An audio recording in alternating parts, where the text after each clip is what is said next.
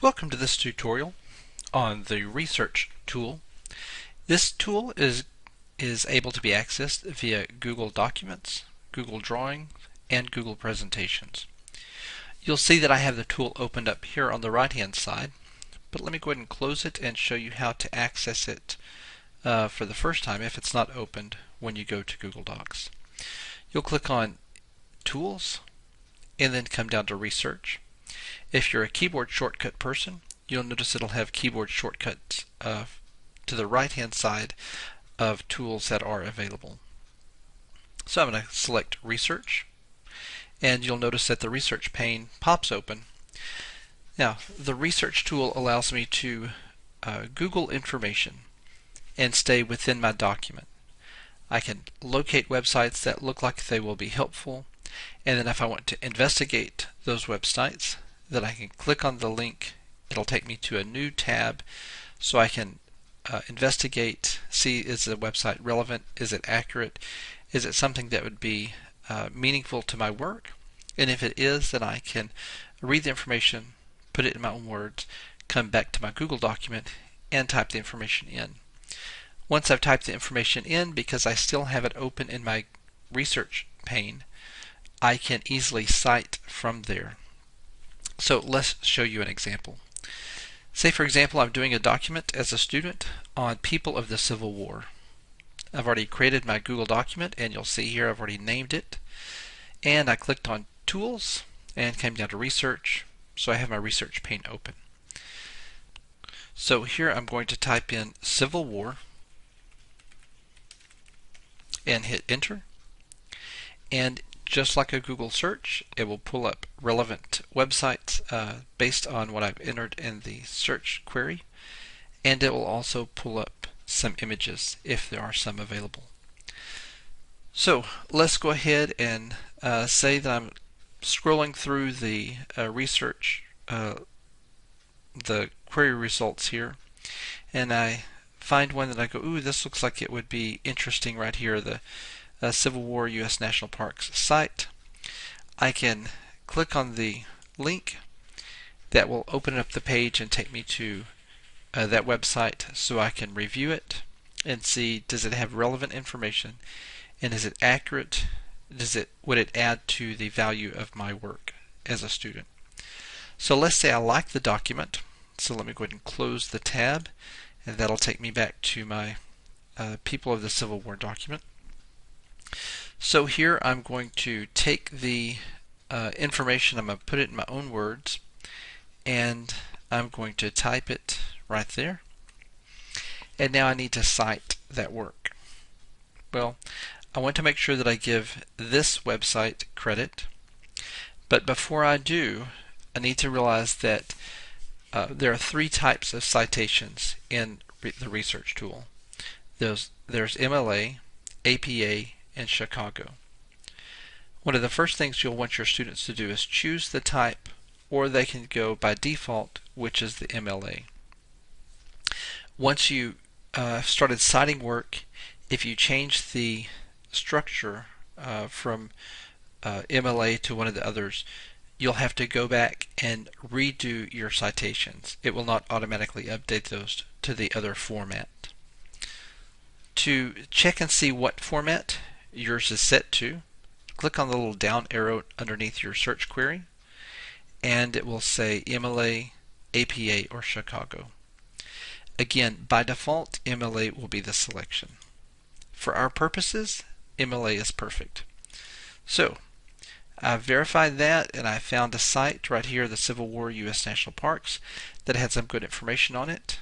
I've typed my sentence or paragraph in, and now I need to give a citation or a reference. So once I hover over my resource, you'll see three buttons appear: Preview, Insert Link, and Cite. I want to click on the Cite button.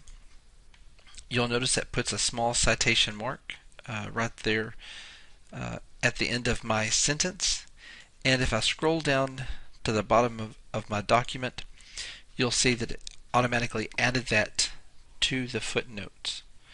Makes it extremely handy. But let's just go ahead and say, for example, that I reading another page, and I found another website that happened to be really good. Let's say, for example, it was from civilwar.org. I can click on preview. That'll open it up in a small pane, but I can't really see it. So let me go ahead and close that pane just by clicking on that little left-hand border of it. Let me go ahead and just click on the link to that website, open it up in a new tab, and then I can read some information and find out, is this going to be helpful, relevant, and add value to my work? So I might find that there's information on this page that I can use. So let me go ahead and notice I'm going to insert it before our first footnote. I'm going to hit return a couple of times just so we can separate the two and make it easier to see. And I'm going to add some text now.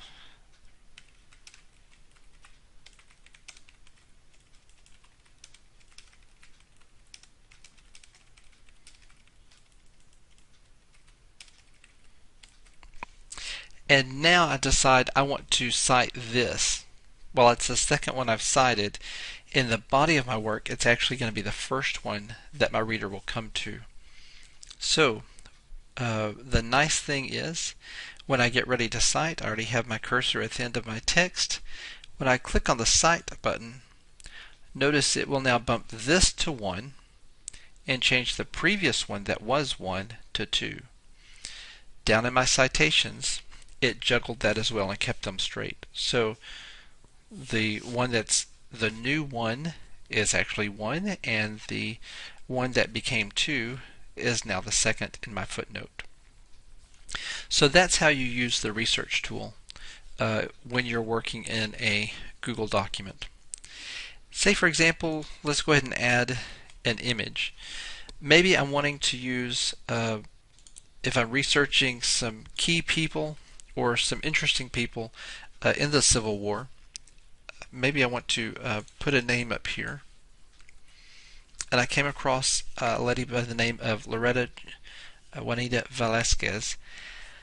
I enter her information, and I'm able to see some possible images, date of birth, where she was born, when she died, and it shows me, tells me that she was a spy. And I happen to know from my reading that she was a spy in the Civil War. Once a soldier until she was found out that she was female, and then she was discharged, and then became a spy for the South. Well, I want to add a photo of her, but instead of searching everything, I'm going to come down to images and search just for photos for her. Now, I'll have lots of photos that come up. Depending on my search term, I may need to use quotes, or I may need to tweak my search query to get a better result. But let's make sure that we're using photos that are already licensed for using in class or for modifying, that type of thing. So let me click here on for usage rights. And I want to, instead of saying not filtered by license, which is the typical image search results you would get in Google, let me go ahead and say, just give me those that are free to use, share, or modify, even commercially. So that will filter those images. Some of the ones that were there have disappeared because the author or the owner of that image did not give permission for that. And actually, this is an image of her, so I'll just click on it. It will take me to the website so I can review it, read a little bit about it, make sure that that's what I want. And if it is what I want, then I just click and drag the image onto my Google Doc. Notice it will add a footnote, a citation number next to the image, and then down in the footnote section it cites it. Now notice when it's citing images, it just gives us the web address of that image. It doesn't tell us the name of the web page or the date that it was accessed. So you can see here there's the link of the image. So when I turn this in, my teacher would be able to go to those sources and also verify the accuracy of it, relevance to the content, and of course if it added value. And then also be able to see, did I plagiarize and just maybe copy and paste from that site over to my document, or did I actually put the content in my own words? So that is the gist of the research tool. Again, it can be accessed within Google Documents, Google Drawing, and Google Presentation. And to get to it, we click on Tools and come down to Research. That will open up the pane on the right-hand side that we can easily use to search, and that allows us to search, still staying within our Google Documents tab. If we want to visit that website, we can click on the link for it. That'll open up a new tab for us to go to, and so we can explore and read further of that site. But when we come back to it, we can easily see our information there to the right. When I'm finished with the research pane, or if I need more real estate, maybe I need to zoom in on my document some, and I'm no longer using the research pane, then I just click on the X in the top right hand corner, and that will close my research pane. Later, if I decide I need that research tool again, I can click on Tools and go to Research, and it will reopen. So that's all there is to it, to using the research tool, and to help your students not only find information while they're in a Google Doc, but also cite their work as they go along.